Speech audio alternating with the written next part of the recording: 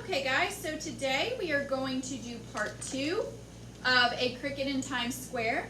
So go ahead and open up to page 706. I'm sorry, nope, 704. Excuse me.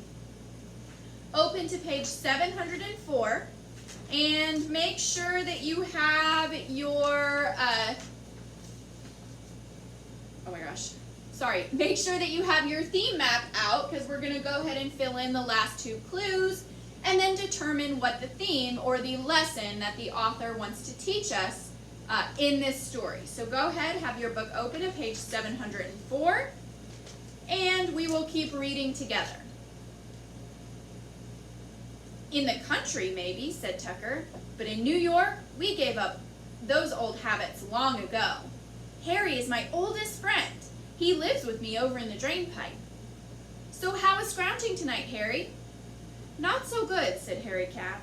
I was over in the ash cans on the east side, but those rich people don't throw out as much garbage as they should. Chester, make that noise again for Harry, said Tucker Mouse. Chester lifted the black wings that were carefully folded across his back, and with a quick, expert stroke, drew the top one over the bottom. A thrum echoed through the station. Lovely, very lovely, said the cat. This cricket has talent. I thought it was singing, said Tucker. But you do it like playing a violin, with one wing on the other? Yes, said Chester. These wings aren't much good for flying, but I prefer music anyhow. He made 3 rapid chirps. Tucker Mouse and Harry Cat smiled at each other. It makes me want to purr to hear it, said Harry. Some people say a cricket goes chee-chee-chee, explained Chester, and to others, treat, treat, treat. But we crickets don't think it sounds like either one of those. It sounds to me as if you were going crick, crick, crick, said Harry. Maybe that's why they call him a cricket, said Tucker.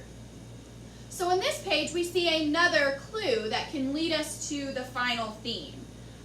We see that both Harry and Tucker really like Chester's chirping, which shows that friends appreciate special talents or things like that,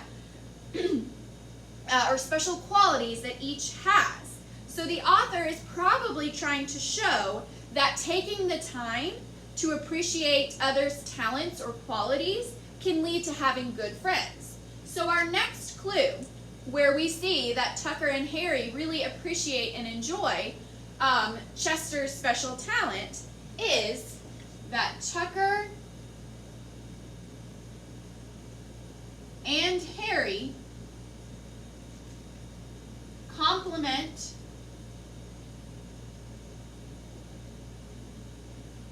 Chester's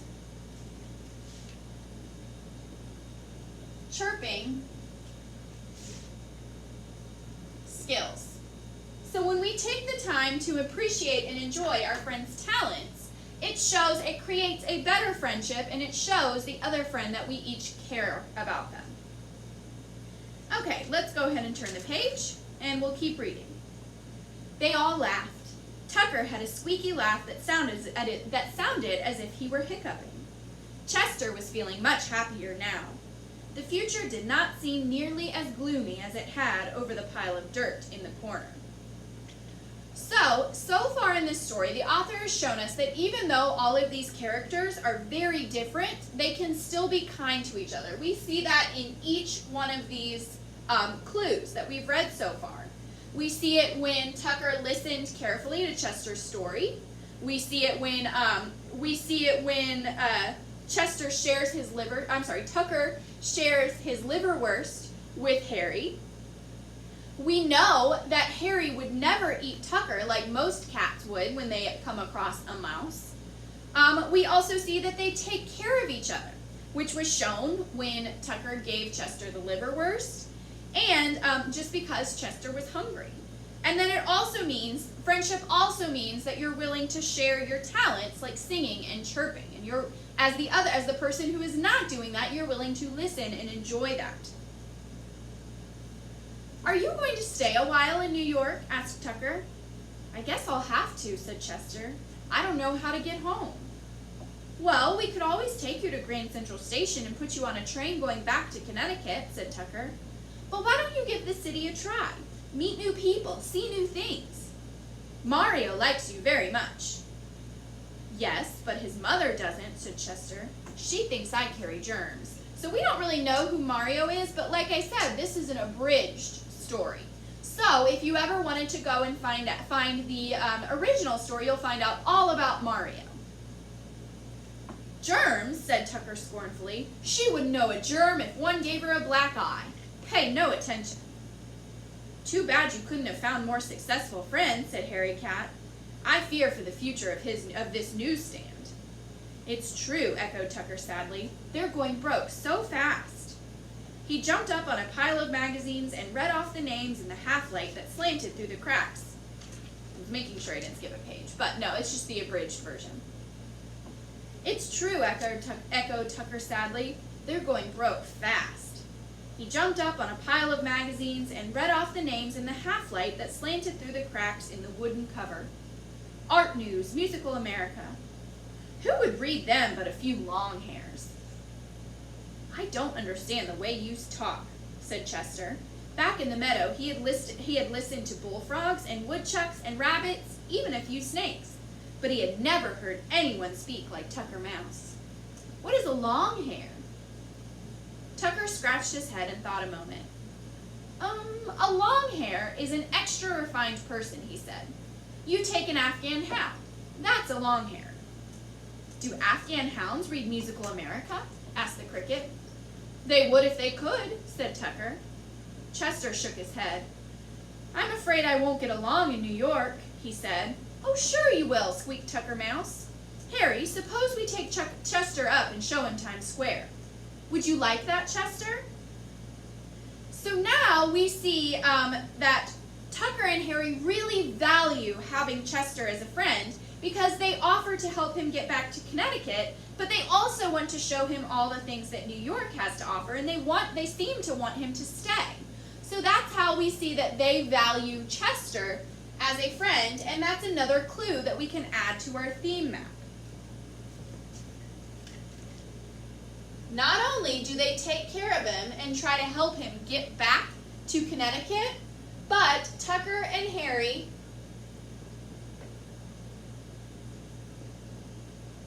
seem to want Chester to stay in New York. If they didn't like him, and they didn't value him as a friend, they would be trying their best to get him back to Connecticut as soon as possible, or they would just be completely ignoring him. But the fact that they want him to stay shows that they do enjoy his friendship. Think about your friends. You want them to be near you. You want to come back to school so that you can talk to them. You want to have play dates. You want to have slumber parties because you want to be near your friends. If you don't really value somebody as a friend, then you really don't want to be near them or don't care about being near them. Wanting them to stay shows that you do enjoy their friendship. Let's keep reading. I guess so, said Chester, although he was really a little leery of venturing out into New York City. The three of them jumped down to the floor. The crack in the side of the newsstand was just wide enough for Harry to get through. As they crossed the station floor, Tucker pointed out the local sites of interest, such as the Nedlick's lunch counter. Tucker spent a lot of time around there. And the Loft's candy store. Then they came to the drain pipe. Chester had to make short little hops to keep from hitting his head as they went up. There seemed to be hundreds of twistings and turnings, and many other pipes that opened off of the main route.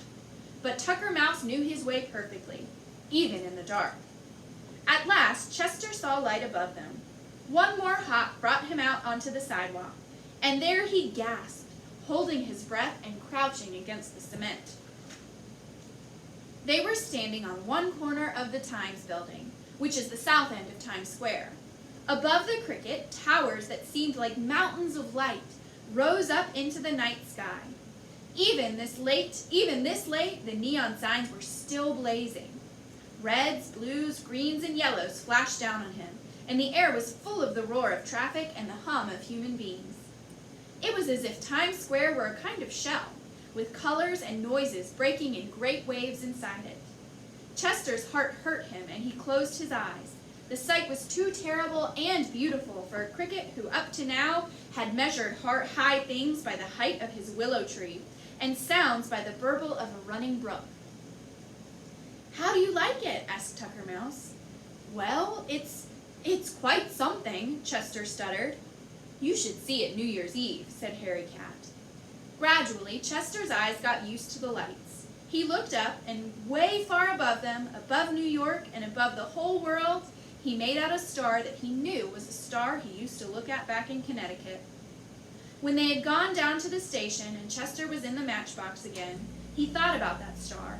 It made him feel better to think that there was one familiar thing twinkling above him amid so much that was new and strange. The end.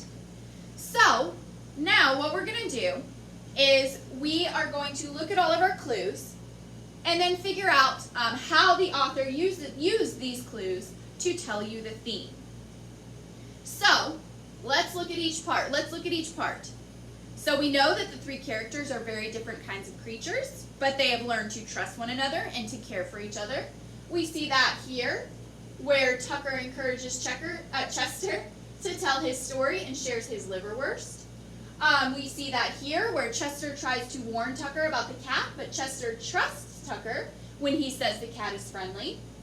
And we see that here, where Tucker and Harry seem to want Chester to stay in New York, and they're trying to help him to help him either get home, or they will help him around the city. They see the differences between them as positive things and reasons to be happy together rather than problems. So we see that here, where Tucker listens well and says he understands Chester's feelings, and that Tucker and Harry compliment Chester's chirping skills. So the author shows that they talk to each other with respect, and they offer help when it's needed.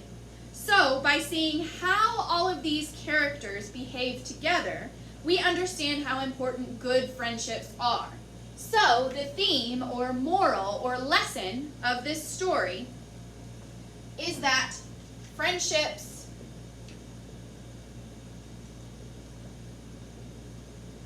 are valuable. So this whole story is telling us that friendships are valuable. We also see in the very end that through his friendships with Tucker and Harry, Chester is now able to pick out that one star. And he sees that one star that he knew he saw in Connecticut. And so when he gets back to his matchbox in Tucker's drain pipe, we see that now Chester feels a little bit more at home. So friendships are valuable, and they can make any place feel like home. So I think that's a really good lesson for this story or theme. Some of you who have maybe moved, whether you've moved far away or you've just moved schools, have probably felt that, where at first you were really scared and frightened and didn't know what to do, but over time you made friends, and now your new school or your new city or your new home feels like a place you should be. Okay, so let's go ahead and turn the page, and let's read about the author and the illustrator. On a Journey with George and Garth. George Selden wrote this story after he heard a cricket chirping in the Times Square subway station. Chester's whole story came to George immediately. The cricket reminded George of his home in the countryside where he used to live. Garth Williams worked very hard to make the creatures in this story look and act like real people. First, he started with an actual photograph of the animal. Then, he drew and redrew until the animals seemed to have human qualities. And then there's some other books by George Selden and Garth Williams. We see Harry Kitten and Tucker Mouse by George Selden. It was also illustrated by Garth Williams. I have a feeling that that story is probably about the same Tucker that we read in this book. Then Tucker's Countryside. It looks like it's by George Selden and again illustrated by Garth Williams. Maybe it's another story about Tucker Mouse. So it looks like George Selden wrote quite a few stories about Tucker Mouse. And then we see books by different authors, Stuart Little by E.B. White and Charlotte Webb. Charlotte's Web, also by E.B. White, but Garth Williams illustrated both of those stories as well. If you want to read more about Chester Cricket, you can find the full version, the unabridged version of A Cricket in Times Square. It is a chapter book, but it's not super long. It's about your age level, maybe a little bit higher. It's a good book. It's a very sweet book. I do recommend it. You can find it, I'm not sure, maybe on Kindle, or if we're allowed to go back to the library, or if you can order it. It is a good book. I do recommend it. Okay, so now to finish out this Cricket in Times Square, what I want you to do is look at the questions on page 711. I want you to choose 3 of those questions to answer in your vocabulary notebook underneath number 12. So go ahead, make sure you number them, and make sure that you fully answer those questions. You can choose any 3 from numbers 1 through 5. Obviously not to summarize because we've already done that together. So you can choose any 3 from numbers 1 through 5 to answer. Okay, that's it. If you have any questions about this story, go ahead and reach out to me today between 1 and 5.